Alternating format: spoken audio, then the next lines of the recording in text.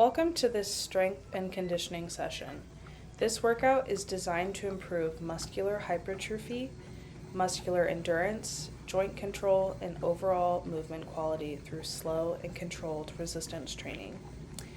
Throughout this session, my client and I use a controlled tempo whenever it fits the exercise, focusing on a slow lowering phase, a brief pause, and a smooth lifting phase. That slower tempo increases time under tension, improves body awareness, and helps reinforce proper mechanics instead of rushing through the movement. The workout is organized into a warm-up, 6 exercise modalities with upper body and lower body pairings, and a cool down. As I move through each exercise, I explain the setup, proper technique, and the muscles being trained, and the benefits of the movement. For the warm-up segment, treadmill jog. My client is starting with the treadmill jog to gradually increase his heart rate, increase blood flow, and elevate his body temperature. This prepares the cardiovascular system for exercise and begins warming up the calves, quadriceps, hamstrings, and glutes. A light jog is beneficial because it helps the body transition into training, improves circulation, and reduces the shock of going straight into heavier resistance work.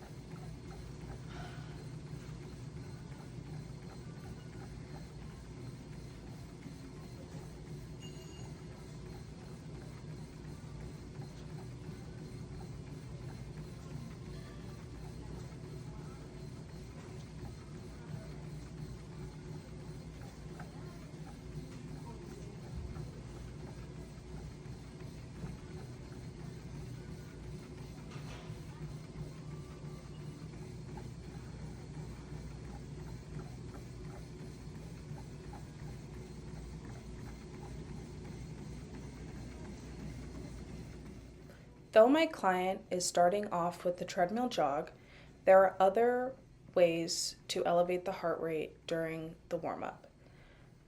One option could be walking on an incline treadmill to help encourage the increase of heart rate and blood flow, as sometimes it's harder for clients to start off with a high impact exercise.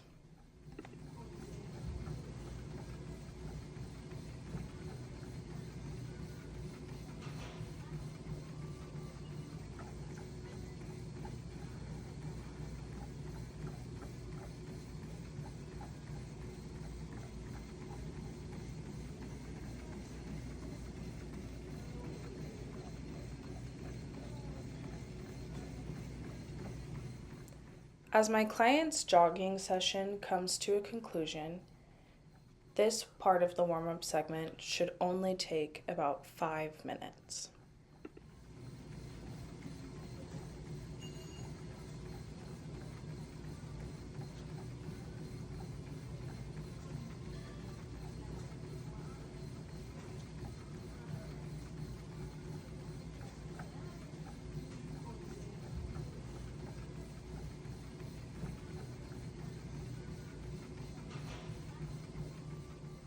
As we move into the second segment of the warm-up, we have the option to use the stationary bike.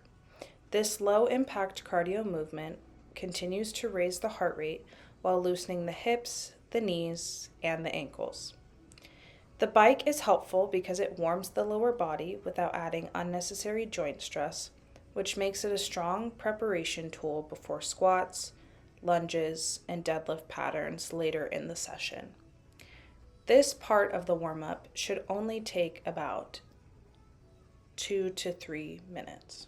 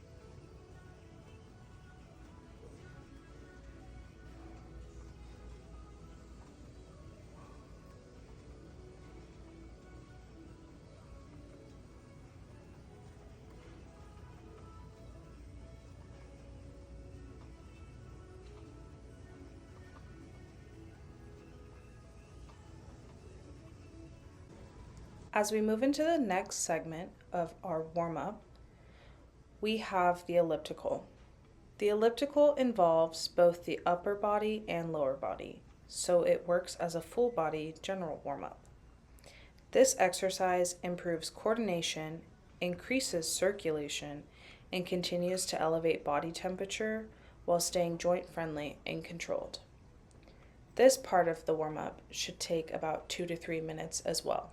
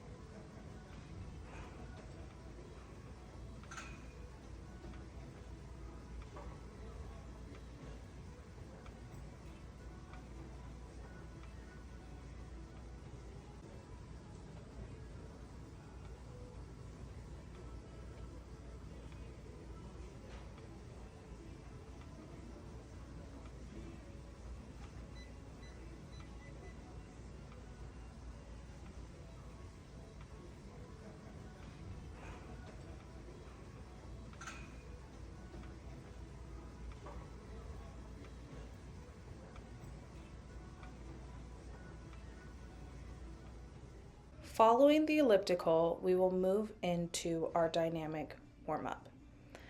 We have arm circles. Arm circles dynamically warm up the shoulders and increase mobility through the shoulder joint. This drill activates the deltoids and supporting muscles while improving circulation in the upper body.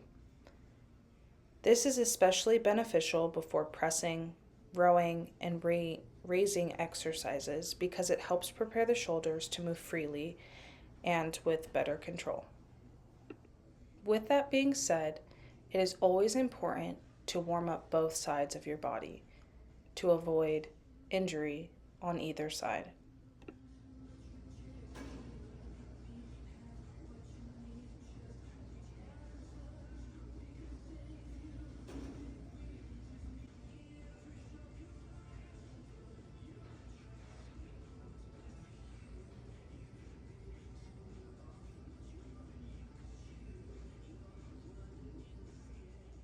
As we transition, we have front to back leg swings. Front to back leg swings dynamically stretch the hip flexors, hamstrings, and glutes while improving movement through the hip joint. This drill is beneficial because it prepares the body for squatting, hinging, and lunging patterns, while also improving balance, mobility, and lower body control.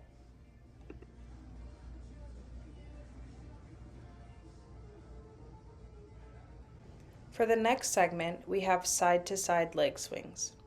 Side-to-side leg swings target the inner thighs, outer hips, and hip stabilizers. They improve lateral hip mobility and prepare the body for multi-directional control. This movement is beneficial because stronger hip stabilizers support knee alignment and help improve lower body mechanics during squats, lunges, and split squats. It is recommended for this exercise to do 10 leg swings on each side. As we move on to the final exercise of our warm-up segment, we have the cable external rotation. Cable external rotation is a shoulder activation movement that targets the rotator cuff and the smaller stabilizing muscles around the shoulder joint. This is important because it improves shoulder stability, posture, and control before upper body pressing. Strong rotator cuff activation can also help protect the shoulder during bench press and overhead work.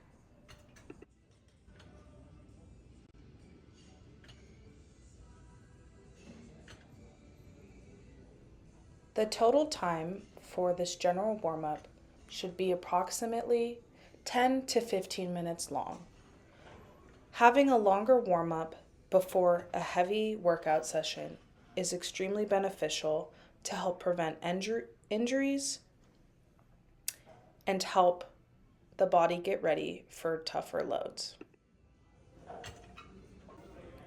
Now we move into the main program segment, which is the first modality of resistance training, the barbell bench press. During this segment, there will be set variations of 12 reps with a light to moderate load, 10 reps with a moderate load, and 8 reps with a challenging but controlled load. For the barbell bench press, my client sets his body into a stable position with his feet planted, his upper back engaged, and his shoulder blades pulled back against the bench. As he lowers the bar with control towards his chest, he then presses it back up while keeping his wrists stacked and his elbows under control.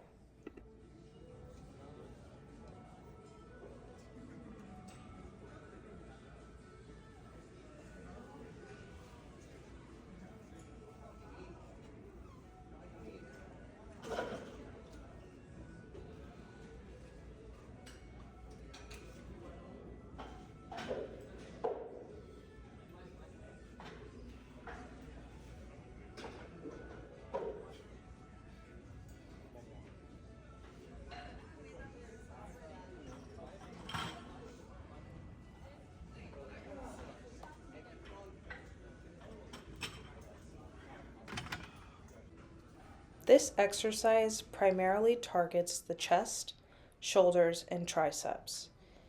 It is beneficial because it builds upper body pressing strength, improves force production, and develops muscular hypertrophy through controlled tension.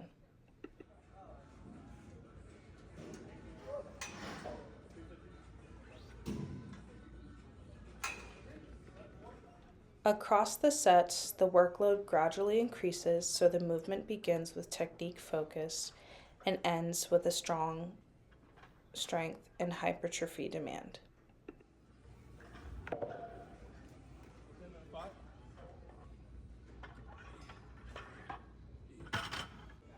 For the same modality, we will transition to the lower body aspect.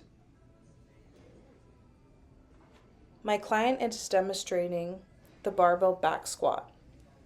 For his set variations, he will start with 12 reps with a light to moderate load, 10 reps with a moderate load, and 8 reps with a challenging but controlled load.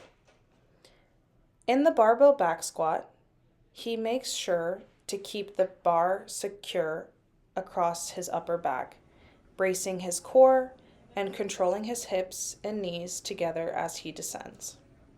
He keeps his chest up to maintain even pressure throughout the feet and drives through the floor to return to standing position.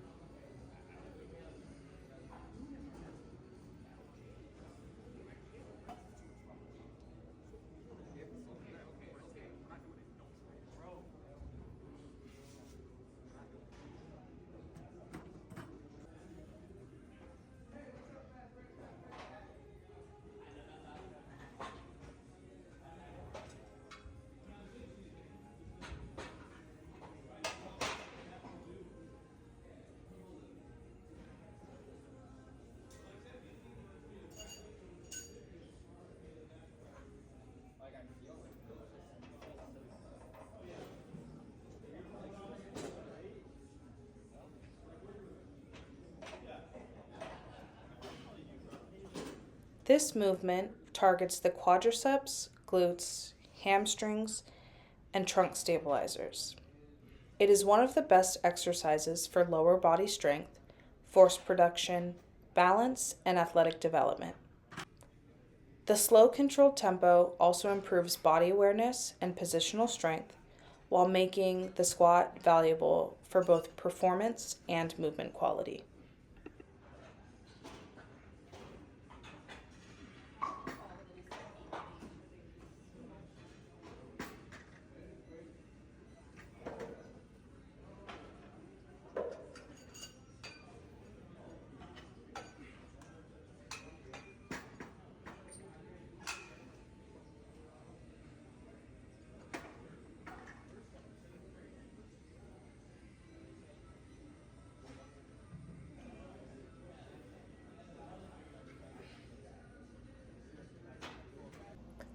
As we transition into the second modality, which is resistance training using dumbbells, the first upper body exercise that I will be demonstrating is the one-arm dumbbell row. For the one-arm dumbbell row, the set variations include 12 reps on each arm with a moderate load, 10 reps each arm with a slightly heavier load, and 8 reps on each arm with a challenging but controlled load.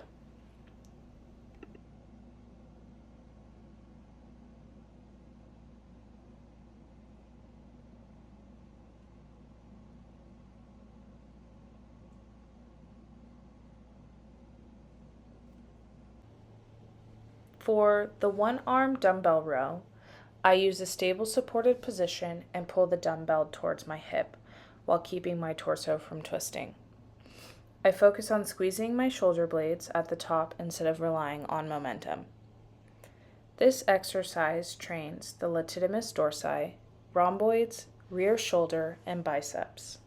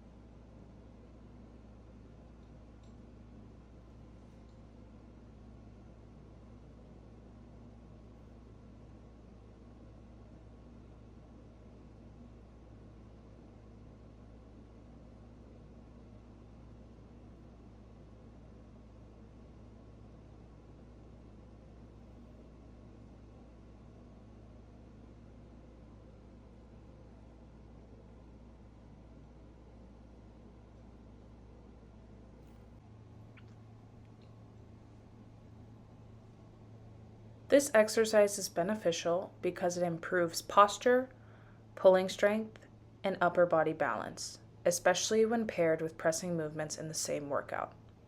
Because it is performed one side at a time, it also helps reveal and reduce side-to-side strength differences.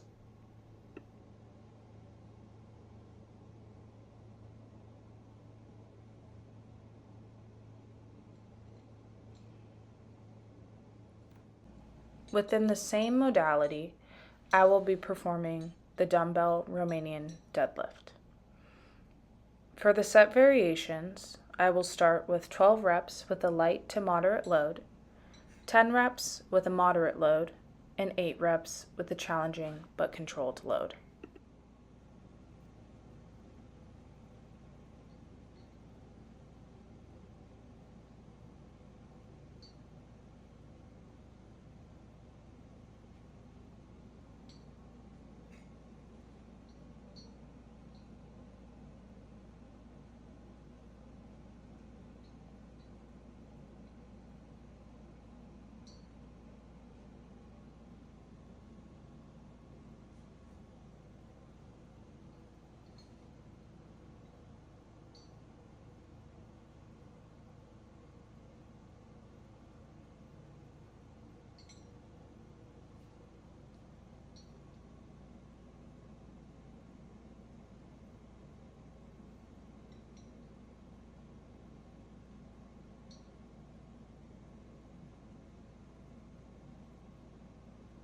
The dumbbell Romanian deadlift is a hip hinge movement.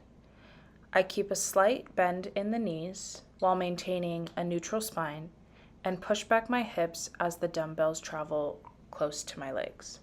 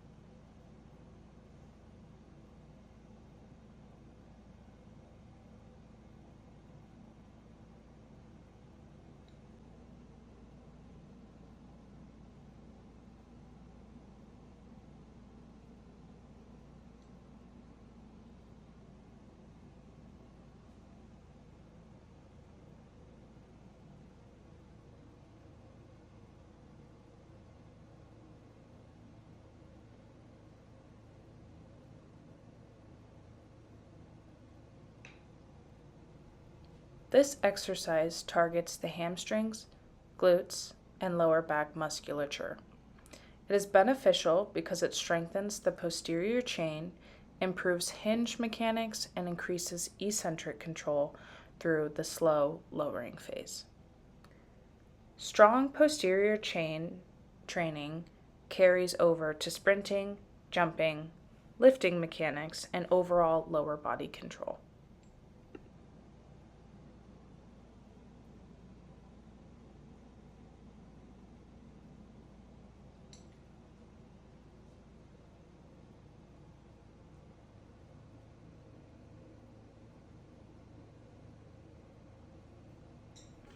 For the third modality, the kettlebell resistance training exercise, my client will demonstrate the upper body kettlebell strict overhead press.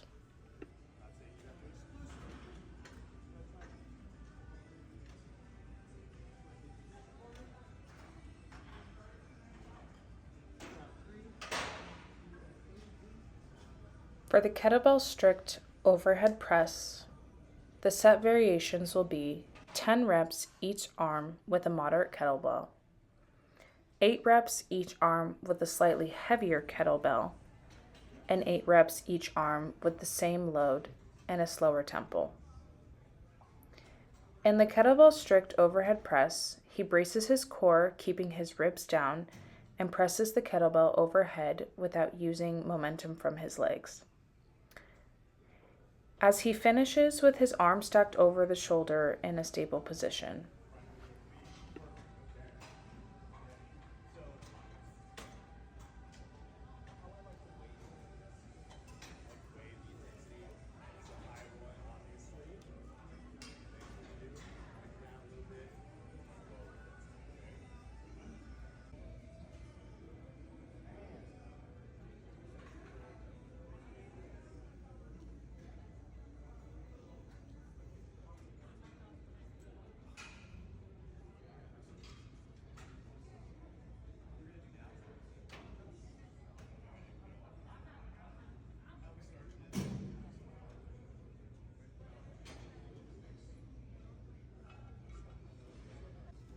This exercise develops the shoulders, triceps, upper back, and core. It is beneficial because it improves overhead strength, shoulder stability, and unilateral control.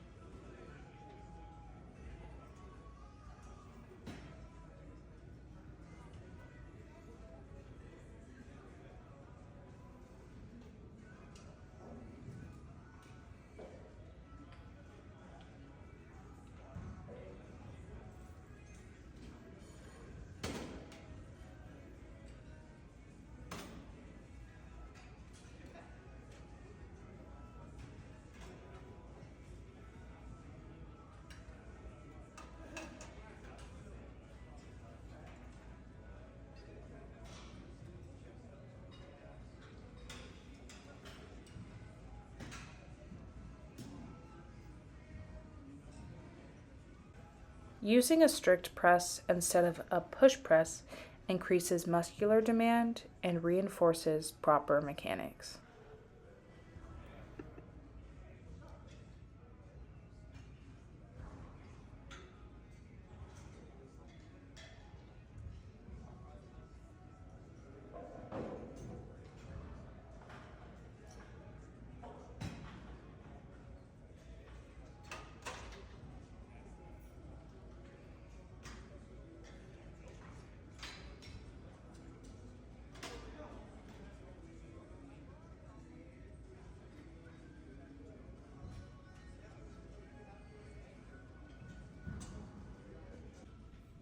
For the lower body portion of the third modality, my client will be demonstrating the kettlebell sumo deadlift.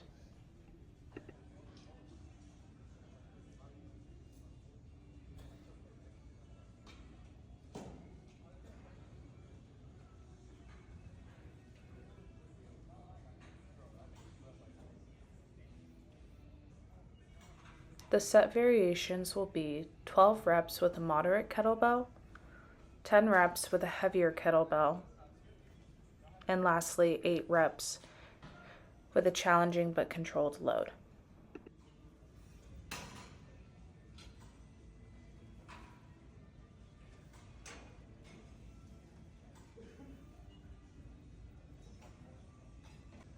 For the kettlebell sumo deadlift, he takes a wider stance with his toes slightly turned out and lifts the kettlebell from between his legs by driving through the floor.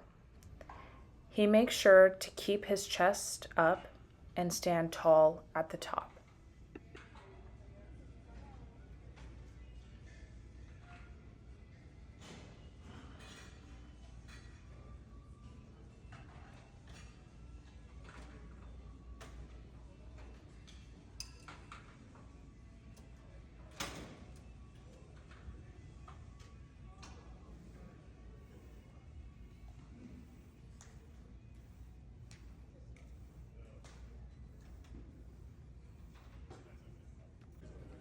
This movement trains the glutes, hamstrings, quadriceps, and inner thighs.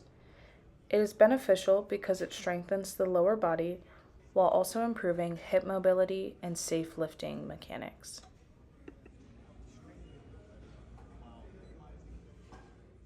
The sumo stance can also help athletes learn force production from the floor while keeping the movement controlled and efficient.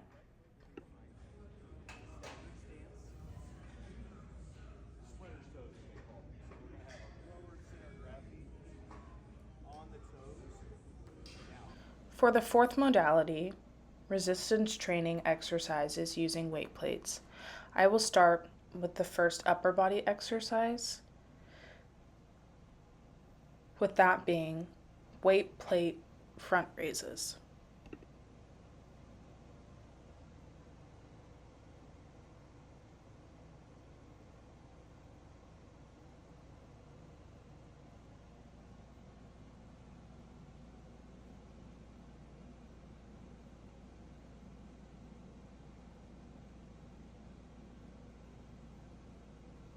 For the weight plate front raise, the set variations include 12 reps with a lighter plate, 10 reps with a moderate plate, and 10 reps with a 2-second pause at shoulder height.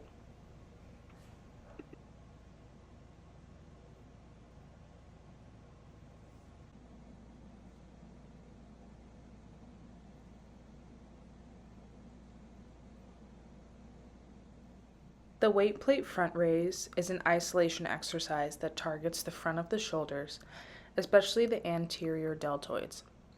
I raise the plate only to shoulder height, avoiding swinging and lowering it slowly with control.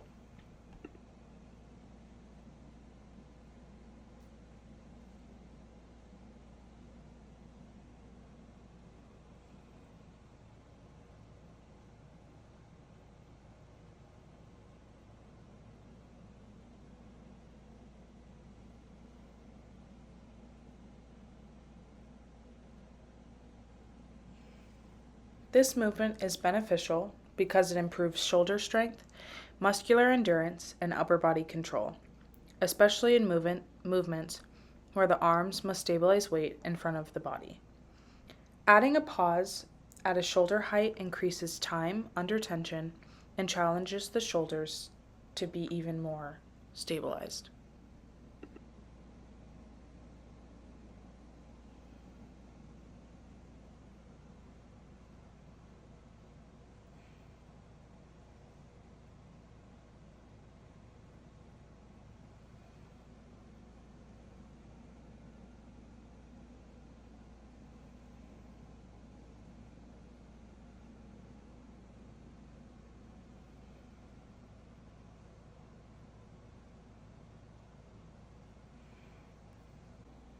For the same modality, but the lower body portion, I will be demonstrating the weight plate reverse lunge.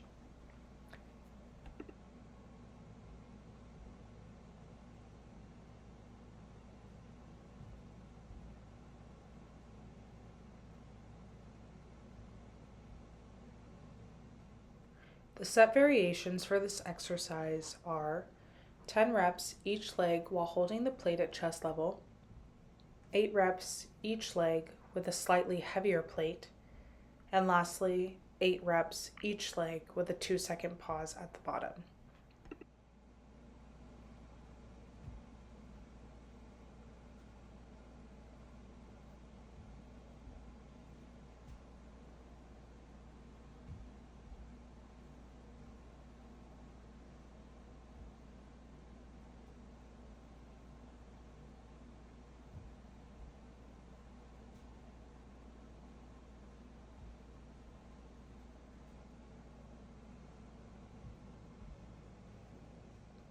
In the weight plate reverse lunge, I hold the plate at chest level, step backwards with control, and lower into the lunge before returning into the starting position through the front leg.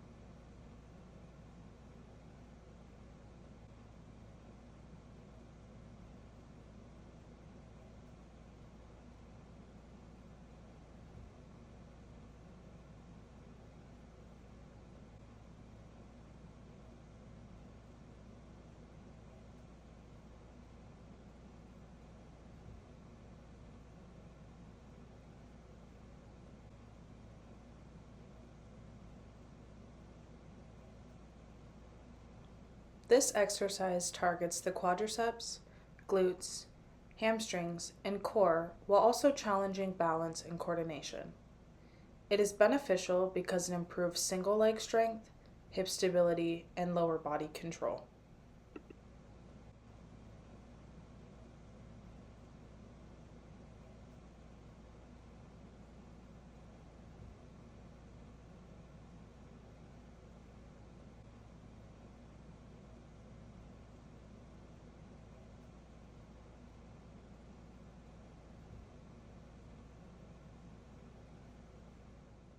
The reverse step is often friendlier on the front knee and also helps reduce strength imbalances between the two legs.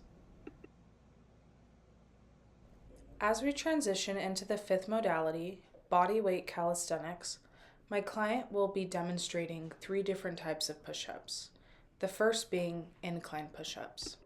The set variations will be 12 incline push-ups, 10 standard push-ups, and 8 slow tempo push-ups.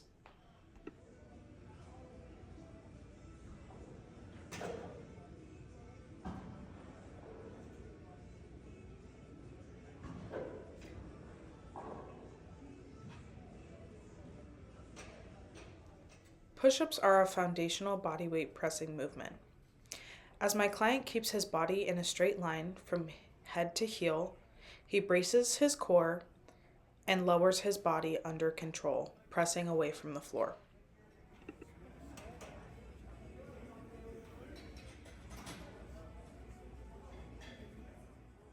This exercise trains the chest, shoulders, triceps, and core.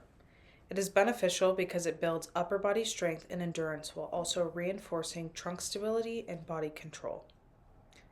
Progressing from incline push-ups to standard, then slow tempo push-ups makes the exercise more demanding without needing extra equipment.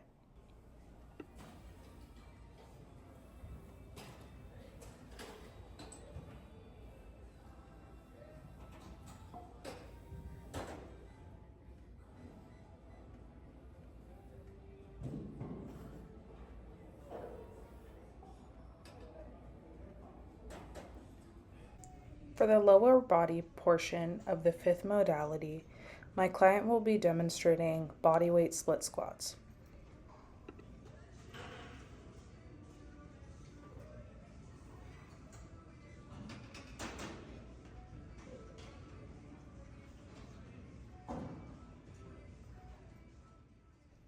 The set variations include 12 reps on each leg, 10 reps each leg with a 2-second pause at the bottom, and 8 reps each leg with the rear foot elevated on a bench.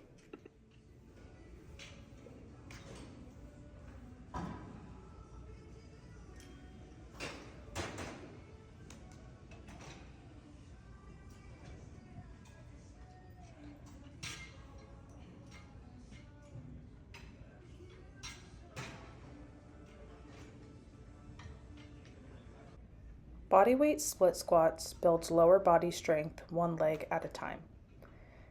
As my client lowers straight down with control, he keeps his torso upright and drives through the front of his foot to stand back up.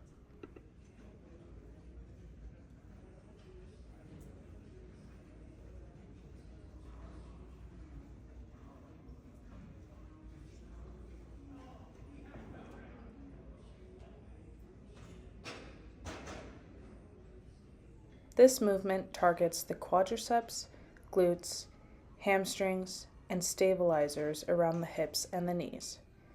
It is beneficial because it improves balance, coordination, unilateral strength, and movement symmetry.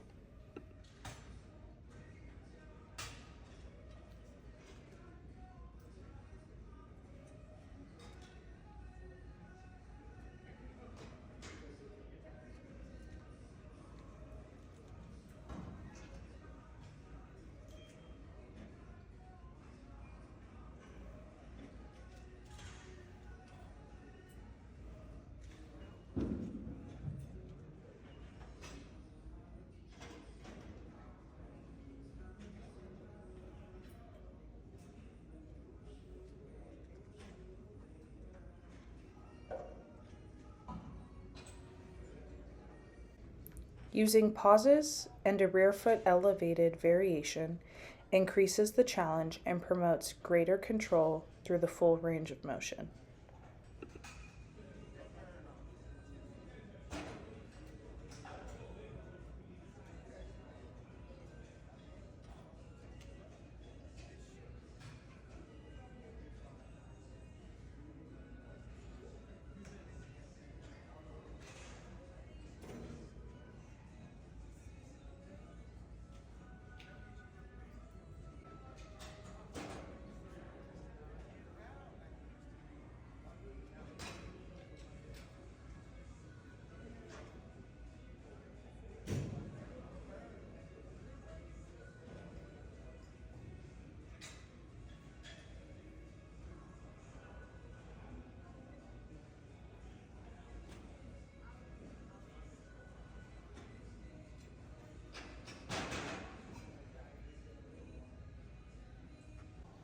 As I transition into the last segment of the main exercise workout variation, I will be demonstrating exercise modality number 6, rubber band resistance training.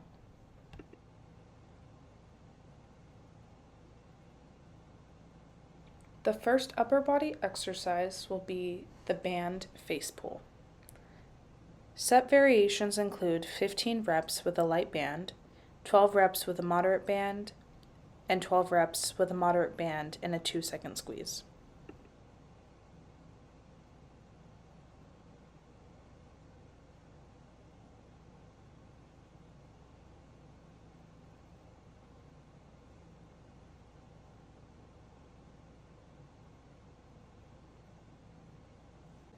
Band face pulls train the rear deltoids, upper back, and rotator cuff support muscles. I pull the band towards my face with my elbows high and focused on squeezing the shoulder blades together at the end of each repetition.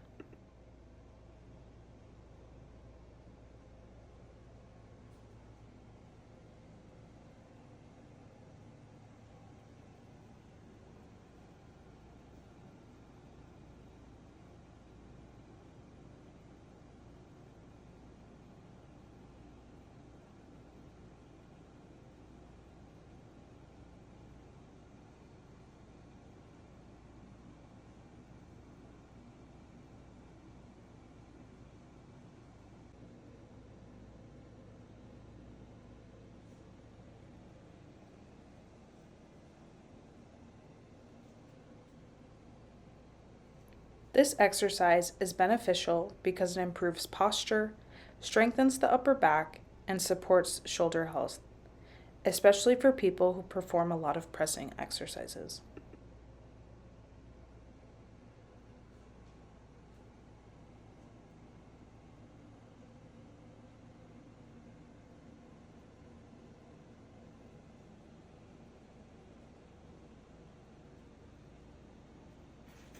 Adding a squeeze at the end reinforces scapular control and helps balance the front side dominant work in the session.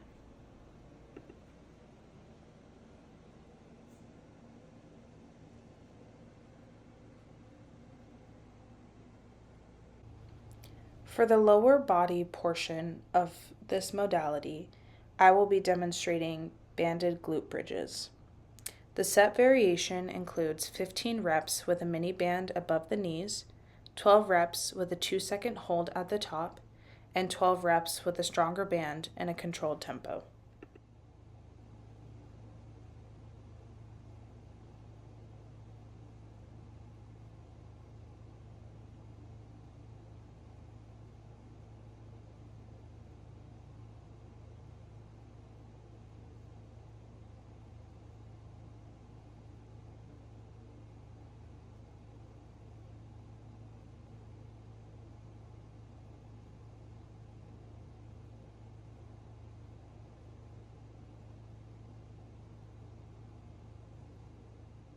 The banded glute bridge emphasizes hip extension and glute activation.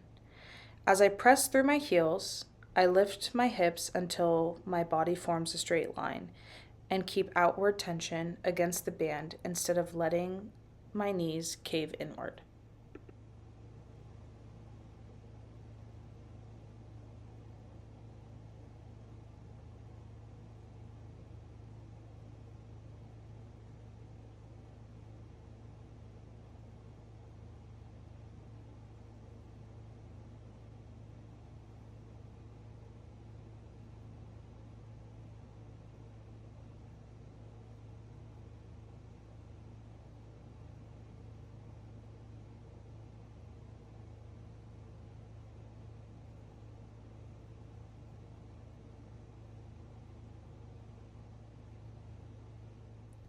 This exercise targets the glutes, hamstrings, and hip stabilizers. It is beneficial because it improves posterior chain strength, pelvic control, and efficient hip extension for running, jumping, and lower body lifting.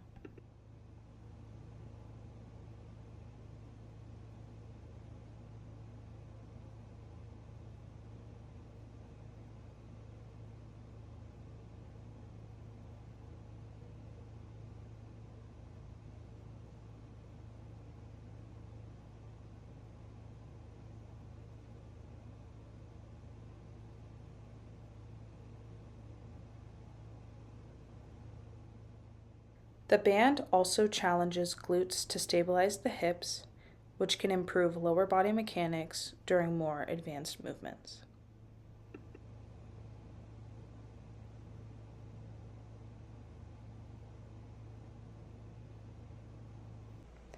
Now for the cool down segment. I will start with the standing quadriceps stretch. I begin the cool down with a standing quadricep stretch. This targets the front of the thigh and helps reduce tightness after squats, lunges, and split squats.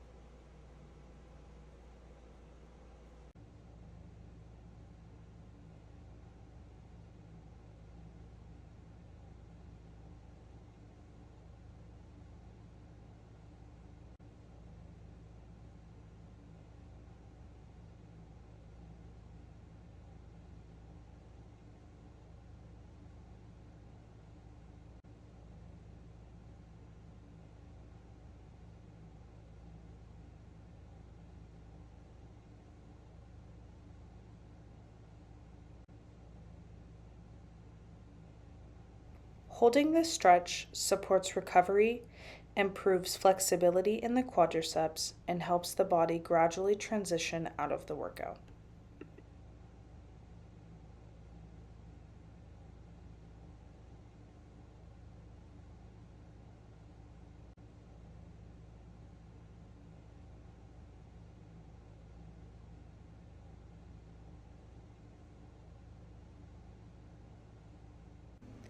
Next is the seated hamstring stretch. This targets the back of the thighs, which were heavily involved during deadlifts, glute bridges, and other lower body exercises.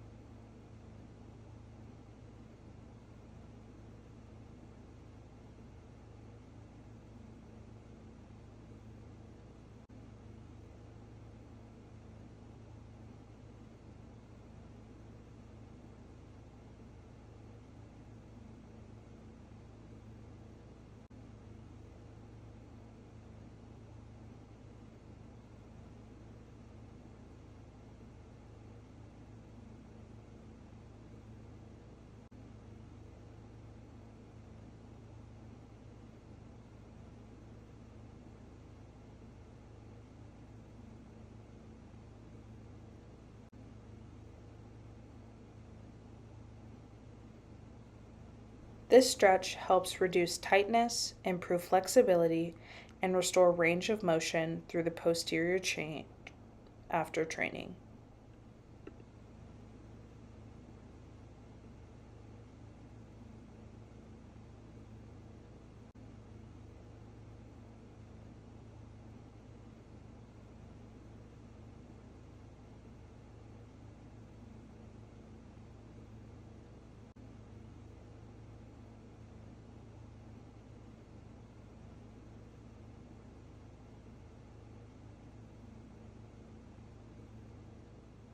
I will now demonstrate the half kneeling hip flexor stretch. The half kneeling hip flexor stretch targets the front of the hip. By gently driving the hips forward while keeping the torso upright, I am opening the hip flexors and improving mobility.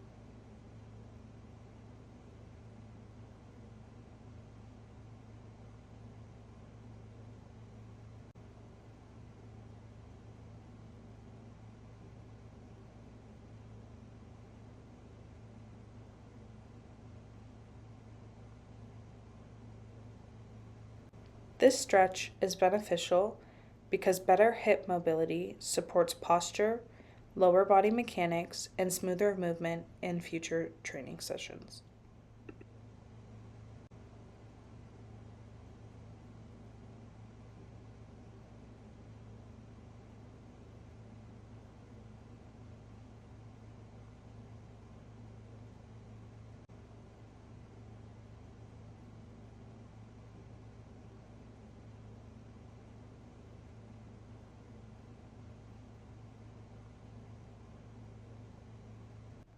Another important stretch for the cool down segment is the doorway chest stretch.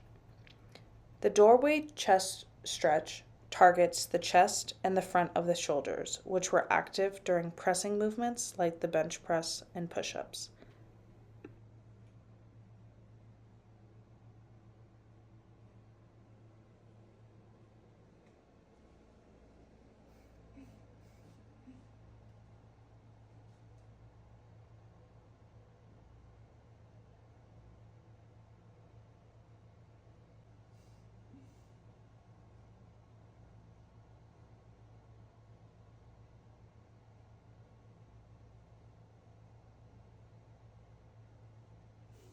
This stretch helps reduce upper body tightness, improve posture, and balance out the muscles used during repeated pressing work.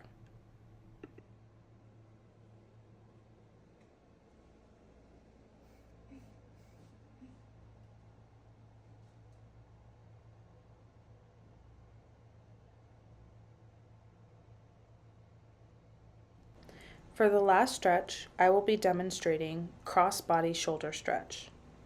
The cross-body shoulder stretch targets the back of the shoulder and upper arm. This area can tighten up after overhead pressing, front raises, and other upper body work.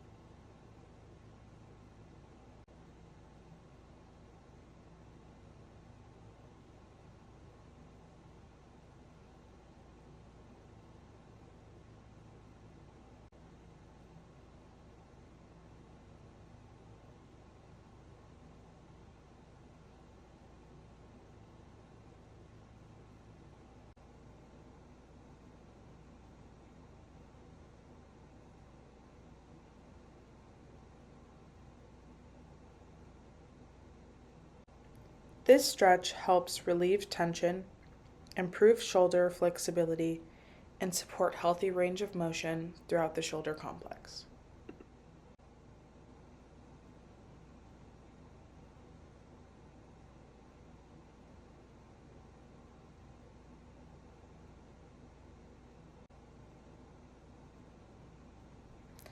As my strength and conditioning session concludes, the workout combined cardiovascular preparation, dynamic mobility, controlled resistance training, and static stretching to support both performance and recovery.